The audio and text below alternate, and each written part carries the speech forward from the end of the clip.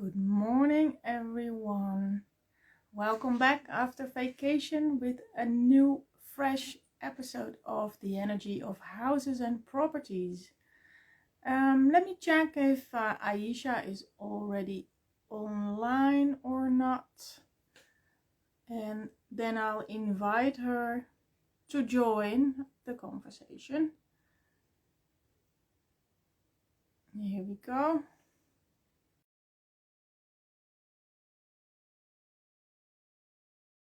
I invited her.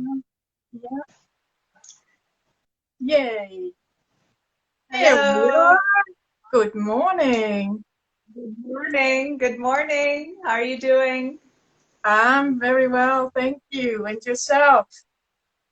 I'm doing well. I'm doing well. Lots of preparations for the interview series coming up. And yeah, so much happening. So much happening. And yeah, it's exciting. So It's tell me, exciting. how was your summer? You spent it on the other side of the big ocean. Yes, yes. Spent part of the summer there, about almost 5 weeks in Canada, back at Lake Huron, where my parents live. And so my son and I, we went to spend time with grandma and grandpa, and it was great. It was really beautiful. There were some challenges with me needing some space. I do find that I need a lot of alone time. And so there was a lot of like overlap, family things, needs, all of it in one beautiful big bundle. Um, and I love being by the lake. Lake Huron is really big, and so it's like white sand beaches, very beautiful, generally clear water, and it was really healing. Yeah, it's nice to be back. Nice to be back. I did also sense, I did post it a couple times, a lot of unsettledness there in the land, and that had a lot. I think it has a lot to do with what is coming forth in the news and in being uprooted from the earth regarding the indigenous communities there and what happened in the residential schools. And somehow it's very linked to the town grid. The town grid right now is what, in my sense, being lifted. I can't really explain much more than that, but that this old patterning of single family houses with garages and what was overlaid onto the land that was once stewarded by the indigenous people. And please don't mistake me by, this is not to be a divisive black and white, like, oh, the indigenous people were once like this and the white people came in and did this to the land. Don't misunderstand me. There was a lot of partnership in both. It's interesting that this is coming up now, but there was both a lot of partnership in both parties, in the making of history that could have negative effects on the trajectory of human evolution, and also very positive. So all I'm noticing, what I noticed when I was there was an unsettled feeling. I was feeling very unsettled, and I noticed that there was an uprooting, a raising up of the suburban typical grid, city living plan. So that was a one layer deeper into my experience in summer, but Yeah. in the Would summertime. you say that was more of a local feeling or a global feeling? Felt more local to me, felt more local in the sense of it being more in Canada, or in Ontario, at least in the province. I didn't travel to different provinces in Canada, so I can't confirm that. But my sense is that it is actually extending wider into Turtle Island, which is the name of the North American continent, as per the indigenous, so Turtle Island. And I tuned in to see if I could sense it, if I sense the same thing here. And in fact, I'm not. But it's interesting. I'm feeling an up leveling in the North American continent, like up, and it's not meaning anything. I'm just literally saying a lifting up. And actually, I tuned in a bit and I'm noticing an energy moving down here. All I can say. So it's yet to be uncovered. Nicky, we can establish it was different than the last time you were there.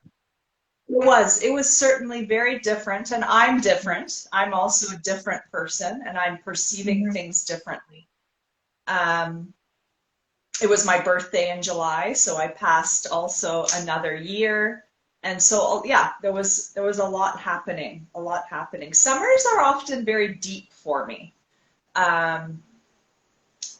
They are, they're a space of reflection a lot for me as well. Yeah. Nicky, I saw you getting some medals of some kind for swimming across a river. What did you do? I accomplished my goal. As probably some of the viewers also know, I've been taking the cold dips over winter, and when the water started warming up, I set myself a new goal, was to swim across this lake. And this lake is 1.4 kilometers long. And there was a charity swim for ALS awareness. And I thought, okay, this is before the end of summer. I'm going to join this charity swim, and I'm going to swim across.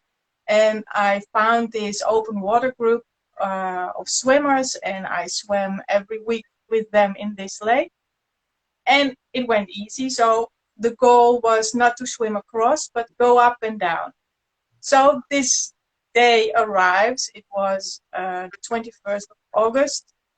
And we were with a group of 30 people. And it was a beautiful day. It was no wind. There was flat water.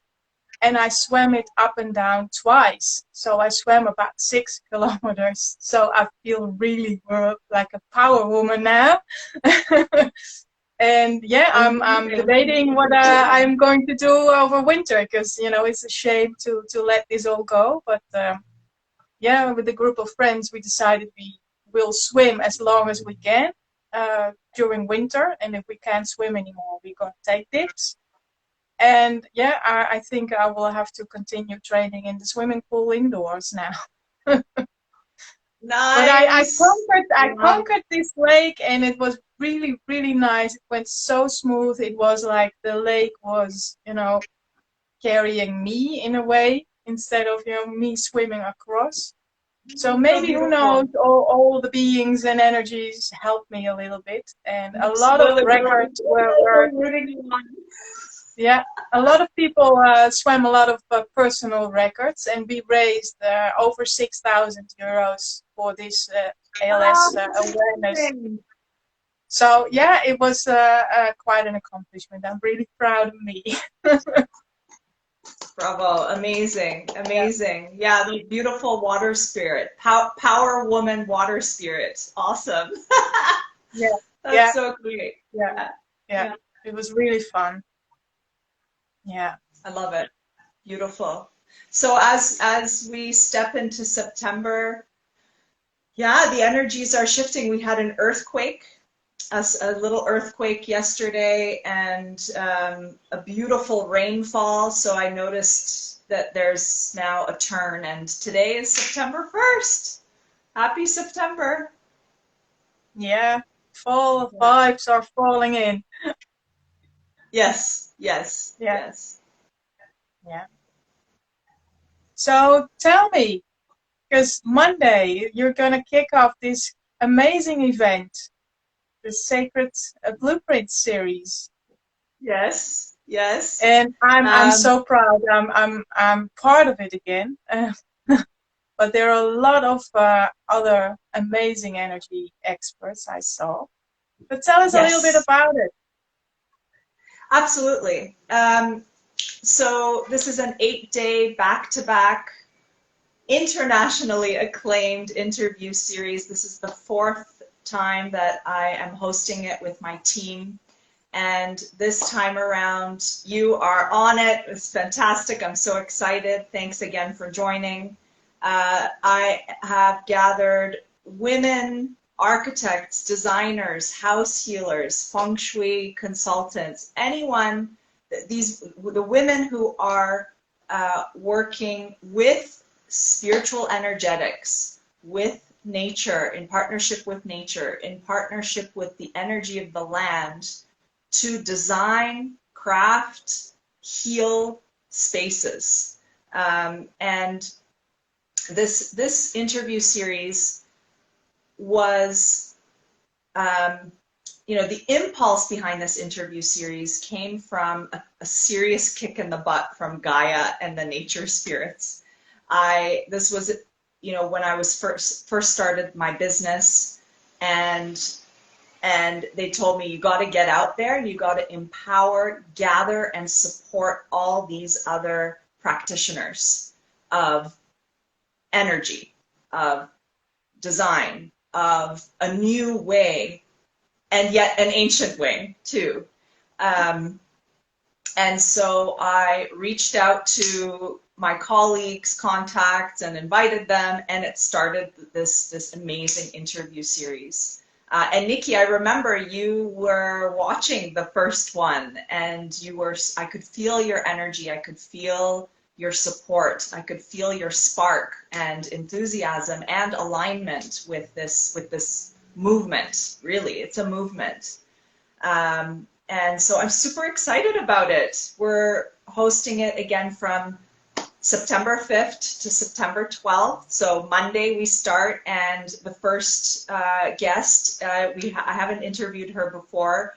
She is from Guatemala, and she is what she refers to as a mestiza architect, which means she is part Mayan and most probably, I think she mentioned, of Spanish descent. So she is a bridge between the colonized world and the ancestors' world. And she works with sacred solar geometry, she works with geomancy, as you do, as we do, and she works with harmonizing the land out of a very special place where it's called Lake Atitlan in Guatemala, and there's this beautiful volcano there. It's a very magical place. So I'm really excited to hear about how she works, how she uses her intuition, her feminine wisdom, the knowledge of the ancestors to work with balancing and healing and harmonizing the spaces she designs. And yeah. And we've got Valentina Chereda again, who's a building biologist. We've got Mary McNerney, who is the author of Earth Speaks Up. She's actually part of the LifeNet Geomancy group with Marco Pogachnik. She was part of building the North American chapter. We've got Asla Tekin, she's our surprise guest. She's a natural builder. I'm listing all of them in my head. I'm trying to bring their images forward. I'm such an image person. Angie Cho, she is a feng shui practitioner, educator, based in New York, and she works with interiors. And who else am I missing? Lydia De Leon, who I have interviewed before, and she is working with geobiology, and she is an expert in the ancient temples. And we've got Kata as well, Kata Trom, who is doing some very innovative work that is connected to a mindful approach. She developed the mind space method for interiors, and she really helps you to look at the objects in your home and how they are placed and with what intent, and like that is like a map for your inner soul and for your own transformation. So much. So I hope I didn't miss anybody. Yeah. well, sign up. It's a free interview series, and you can go to Aisha's bio on Instagram. You will find a link there to the website, or go to the sacredblueprintseries.com and sign up. And if you can't make it, there will be a replay Yeah. available for, I don't know, 24 hours, It's 48 about, hours, something yeah, like that. 48-hour replays. Yeah, so you can sign up and still catch up with the interviews if you can't make it live. If you do, when you do make it live, though, you get to participate in the bonus Q&A session. So you get 15 minutes of one-on-one time with Nicky or any of the other guests at the end, and that part's not included in the recording. So that's only for the live event. So yes, please make it. It's going to be amazing. I feel like there's going to be a lot of new wisdom streaming through that is totally connected to, you know, the transformation of this planet, where we're headed, and what are the tools and new steps to take with a new consciousness to build healing sanctuaries. Yeah, for the future generations, for the resilience and health and healing of this planet. Yeah. Yeah, well, let's talk about healing for a little bit, because just before we went on, somehow I felt the need to come up with a definition of healing, and I made one a couple of years ago, and it fits perfectly with the name of your series of interviews, because I consider healing like an impulse change back to your original blueprint. What would you say what healing actually is? But I think that is a pretty accurate description. So back to the original blueprint of when you were born, or what the place is supposed to be, or things like that. How do you see that? Yeah, I love that. Back to the original blueprint of how things are supposed to be. Back to the original blueprint that vibrates at a certain resonance to emit light, to emit harmony, to emit the patterning and proportions that we came into this world with. Back to the codes that were given to us by the universe, by source. Yes, absolutely. And as I tune into this back to the blueprint, I think of Back to the Future. Healing can only take place in the here and now. So absolutely.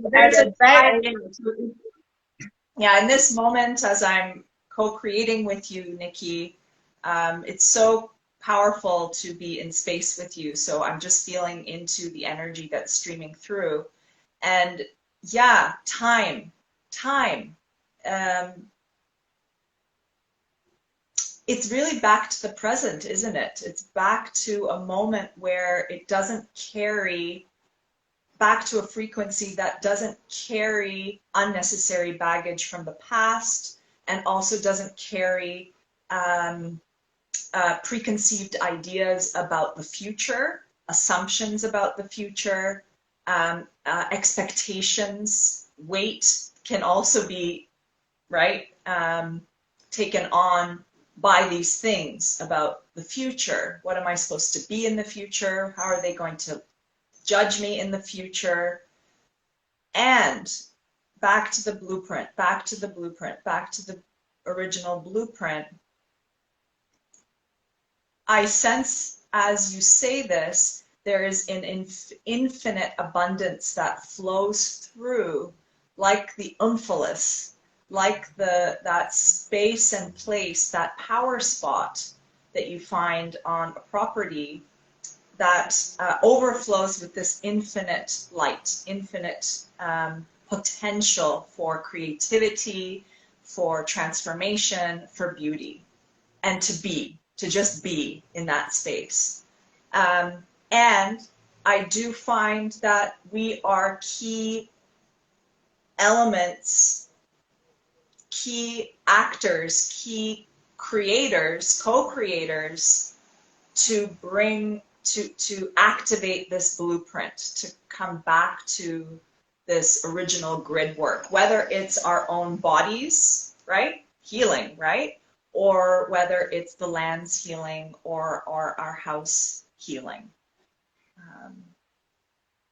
Anything, is that a lot streamed through there in the moment, energetically for me. So, yeah. Yeah, I think it Thank you. is one of our jobs to use our mind and awareness to get rid of all the unnecessary stuff, so to say, which what basically for me healing is.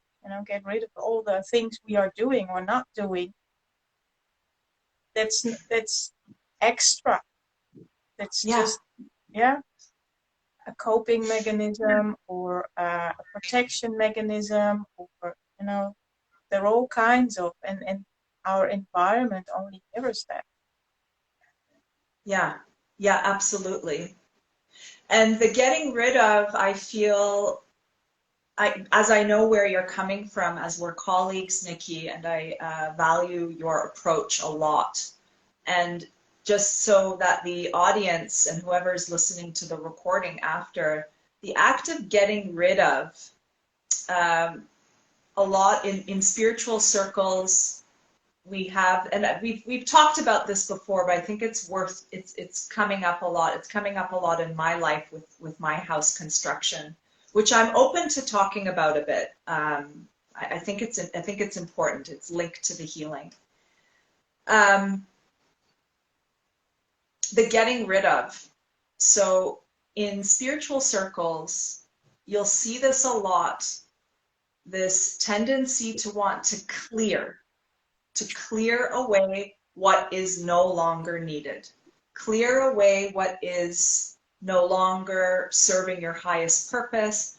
We're going to clear the energies. We're going to clear the energies, clear the low frequency vibes, clear the low frequency vibes. And it's all about, levitating up to this state. Sure, absolutely. We need to clear, that storage space in the house that's basically like, We need to luggage clear and the boxes, cobwebs. right? The cobwebs, or that, right? Or every once in a while, like you talk about, Nikki, I love this one, the drawer, the messy drawer, right? Yeah, Like every yeah. once in a while, it's good to clear out that messy drawer, but also know that it's okay to have the darkness. It's okay to have that messy drawer. So getting back to the getting rid of, what I've been learning as I step into a different stage of womanhood is we have a lot of parts of us that require acknowledgement, care, tenderness, and respect. And these parts of us often, came to being during the first 6 years of our life, right? That's one perspective from, many people who are involved in doing shadow work and trauma work, grief work. And so a lot of these parts of us were born, you could say, in the first 6 years of our life or when we were in our mother's womb. And there's a lot that we can carry a lot of emotion, anger, certain tendencies that, come from the ego mind, or I don't like using the word ego. I actually think that the ego is useful. So I don't want to get into the ego conversation, but we carry a lot of stuff, right? That, yes, that after a certain while no longer serves us. And we need to tend to that process of getting rid of in a very respectful manner. Instead of, okay, where's the sage?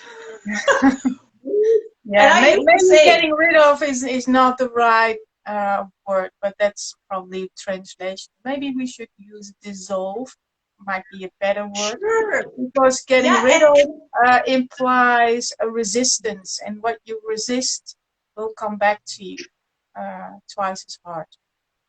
So, right, right,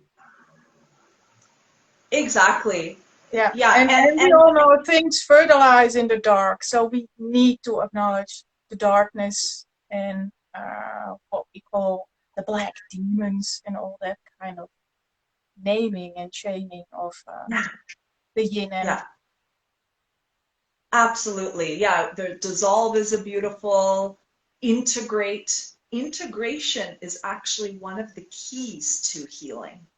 So, inviting those parts of you that you're challenged with, inviting those situations that are challenging you into your temple walls, and allow them to um, hold seats within your temple in such a way that honors them, but also tells them it's time to, or what we could say is the inner parent, right? The inner parenting process, and just say, that I get you, I hear you, and it's time to, that I'm holding the reins in this. I'm steering this ship now, right?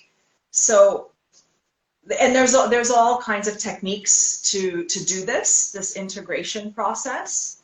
Um,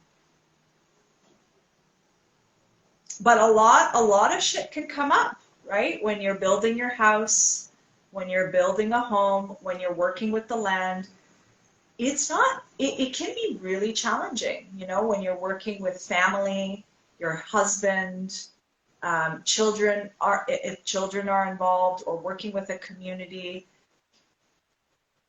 A lot of the You are darkness. really, especially when you're building a new life, when you're just moving, and when we look at feng shui, you have these nine areas in the grid what you put on your house. Well, you take them all up, you shake them in the truck, and you put them down on a different piece of land. So every area of your life is shaken up. And maybe when you're lucky enough that the directions of your home are similar to your former home, then it might go a bit smoother. But if you are if the house is changed into wind directions from the former house, it might be even really rockier than you ever imagined. So do not underestimate a movement or a building. It's not for nothing that it's I think in the top 3 of most stressful things that can happen in a person's life, together with Yeah, dying of your partner and the death of a partner or a loved one. and this is why it's so important to have people like you, Nikki, um, who's like it's like a house doctor, really. But, like, you're like a house doctor, where you are holding space for processes like this. I mean, I do similar work as well, especially with the new builds and the new construction. But right now, I'm going through a construction, I'm running this amazing business right now, which takes up quite a lot of my energy and time. And I've got, I'm building this with my husband. We have my son as well. We've got these 3 tiny houses, and I find that I need the help. I need the help. It's really not, it's one thing to support, my clients in this process, but it's another thing to do the work on yourself. There's a magic that happens when you work with someone else, when someone else is there for you to listen and to hold space for your inner processes. I posted recently, just the other day, that we had a few incidences happen in the house. When the windows and the doors weren't on, okay, they hadn't come yet in the house construction, we had several thieves come in and rip out the electrical wiring in the house. We have one part of the property that is not closed off yet. It's not closed off yet. And anyway, there's a whole bunch of ideas I have in terms of working with that energetically. But anyway, I'm going to just say what I've been experiencing, because I think it's really helpful for people to hear this. Hear what can come up during construction, what can come up during even the renovation or simple interior design of your home. Like placing one object in a different spot can even create a ripple effect, right? Mm-hmm. We had people sleeping in there, coming in and trashing it. We had, and then the final touch, which I'm very tender about it. And so I'm in a space where I am sitting and listening to what's going on here. When we were in Canada, when my son and I were in Canada, one of the central pieces that's in the center of the stair area, I had an intention to create that as a kind of altar for nature, for beauty, a welcoming space, right? When you first enter the house, to see, the flowers, a beautiful mosaic perhaps, my crystals, above where the fireplace is going to be. And it was very spontaneous, the way I was sketching it and guiding the builders how to build it. Make a long story short, when I was gone, my husband senses that it was one of the people who he caught and reported to the police, pulling out the electrical wires. He sensed, his intuition is very strong, actually, my husband, that person came back and made a very big effort to knock that wall down. So you can see it in my recent post for anybody who hasn't seen it before. It was strong. It had the mesh behind the plaster, and it was pretty strong. I did have some intuitions when it was being built that it felt energetically too thin and that something wasn't quite right. And I have to admit, I've been going at like super speed with this stuff, like serving my clients, working on, projects for my business, and at the same time working on construction. And so it's like, I've got like 10 minutes to make decisions with builders on the site, like it's been flowing quite fast. And there's been actually a lot of magic involved, which is beautiful. And I'm now confronted with this situation. And I want to be very transparent with all of you. It's a very vulnerable thing for me to share something like this. It's vulnerable.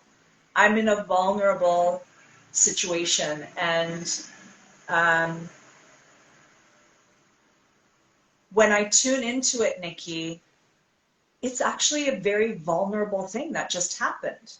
You know, some people entering the house, pulling out the wire, having that thing broken down, and I'm just, yeah, being very honest that I feel that there is something, a lot of inner work for me. Not that it's like, oh, you must have done something wrong and you need to deal with your own personal energetics. No, it's an investigation. It's an investigation and a pause. That's what I would advise everyone, to not jump to conclusions immediately, okay, right? As us as energy workers, many of you are intuits, many of you have a lot of intuitions about things. And based on your human design, I've been getting into human design a lot, you respond in different ways versus other people. But anyway, not to get into that detail, it's easy for us to jump to some conclusions regarding the energetics of the site, regarding the energetics of the ley lines or the water lines, or, oh, because this is located in this part of the feng shui bagua, you know, or this or that or this.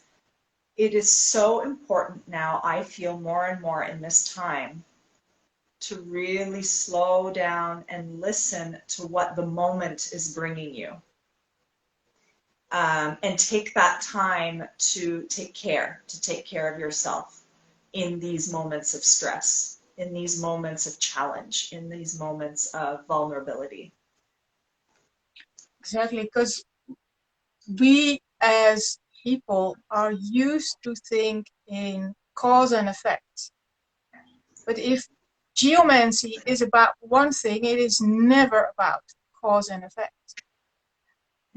It is because everything is connected to everything. And you could actually, when you slow down and tune in, you will see that your life has so many cobwebs and lines connected to everything. It is almost impossible to pinpoint a cause to this certain effect. So geomancy is mainly about thinking in symbolics, analogies, and not so much in cause and effect.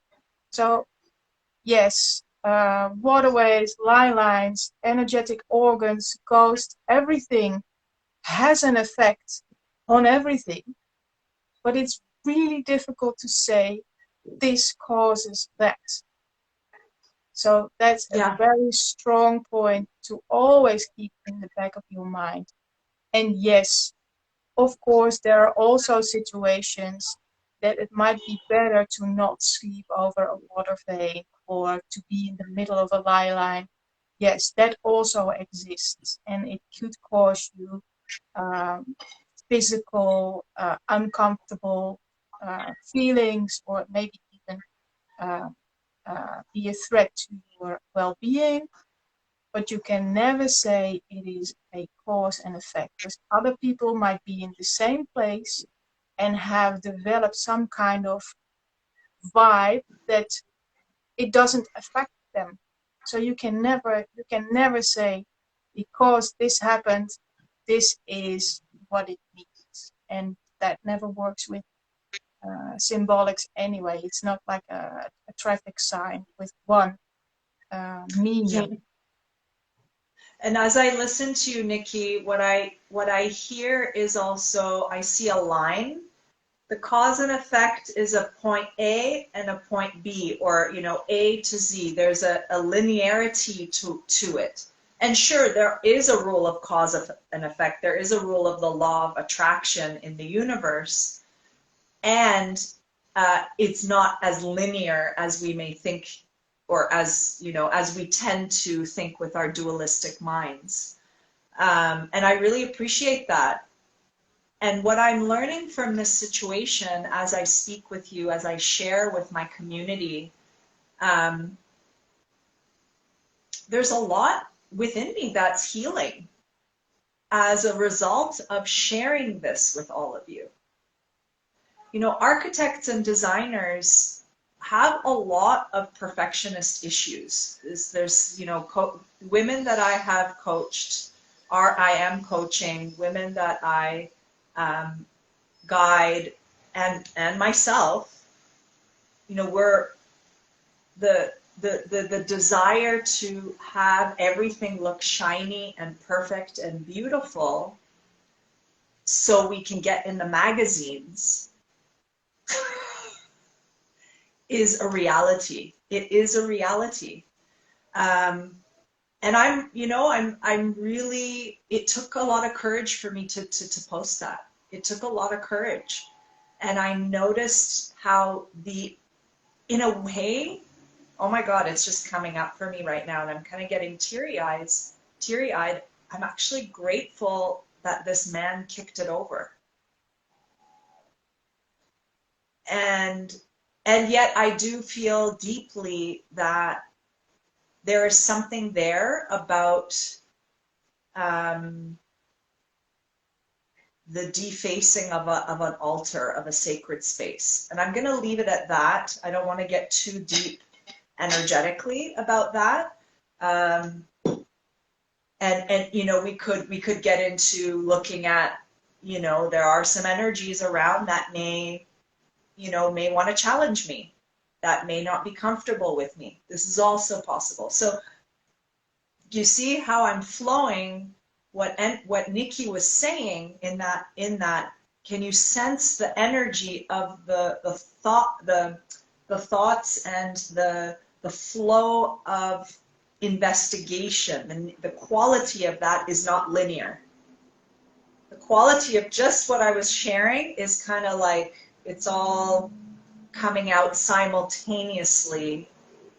And I'm looking at this situation as an opportunity for me, myself, to transform. Yeah. Yeah, somehow all the energies lead up all to this unfortunate event. I think we can say it's unfortunate in a way. Yeah. Fortunate or unfortunate. But if we are able, or you're able to see a couple of those lines, you know, how that went back in time and how it came to this, let's say, clash. And then it's just an unfortunate event. Then, you know, it's not so much maybe heartbreaking. Yeah, exactly. And for the architects and designers who are listening, or those who are really interested in building beauty, you know, you may not call yourself an architect or a designer, you want to harmonize homes. These kinds of moments are an excellent opportunity to sit back and look at, maybe it wants to be something else. Maybe it wants, you know, someone who's very fixed on the design and how they want it to unfold, like somebody very fixed on that outcome, would immediately, you know, call the contractors and go, just fix it, you know, just fix it, just put it all back together and fix it. And I'm choosing not to do that. And that's actually a big step for me, people. I'm choosing not to do that. And to sit with the beauty of the destruction in a way. Yeah. Wow. Well, on that note, I think it's a perfect way to close off our first episode after the holidays. That's good. Yeah, great. And we'll be back in 2 weeks, and I'll be back exactly next week with you in the Sacred Blueprint series. So do not forget to sign up via the link in Aisha's bio or the Sacred Blueprint series.com. And don't miss all these wonderful interviews. And if you have any questions for our next episode, because we didn't receive a lot of questions because it's the first one starting up, let them know in the comments, send us a DM or an email, and then we talk about it in the next episode. Yes. Yeah, and add your comments here if you have any questions about this particular talk we had. Share your aha moments, anything, any questions you have as well. So thank you for being here. I'm looking forward to next week, and I'll see you then and there. See you on September 8th. I can't wait. Okay. Have a good Thanks day. for hosting. All right, Bye-bye. you too. Bye-bye.